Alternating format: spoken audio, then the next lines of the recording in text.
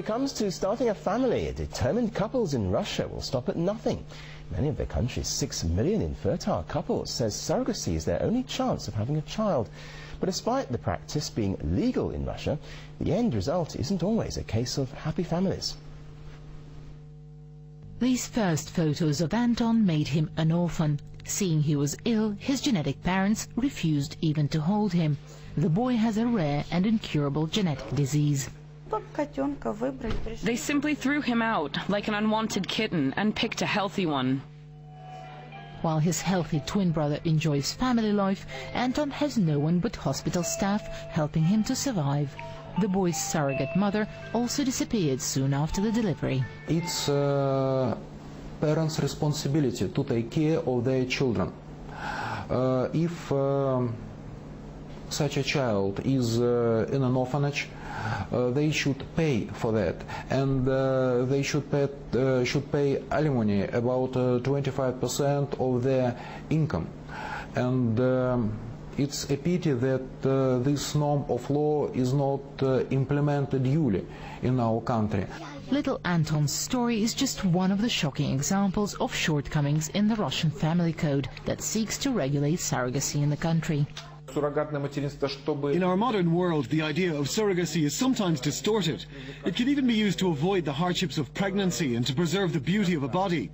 The society is spoilt. I am rich, so I can buy a surrogate and then get a nanny to bring the child up. That's emasculating the idea of humanness and turns surrogacy into a business. Renting out a womb costs from $20,000 to $30,000. However, often neither those who pay nor the surrogate want to admit their involvement in the process.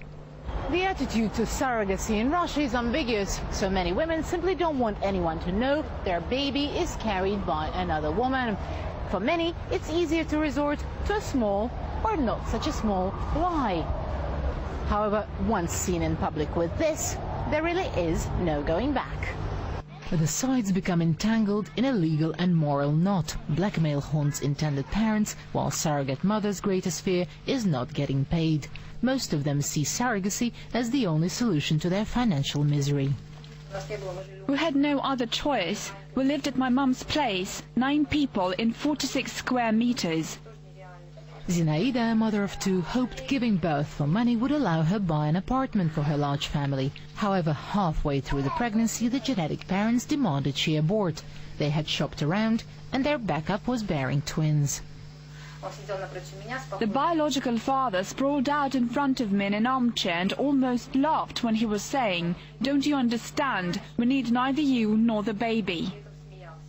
Zinaida still hoped they'd accept the baby, but instead ended up with no fee and an addition to her family. Problems can occur only when you deal with some mediator that comes from nowhere, or just want to find a surrogate through internet. To little Anton, these legal details are cold comfort. The question is whether he will ever want to know who his real parents are and why they treated him as a commodity.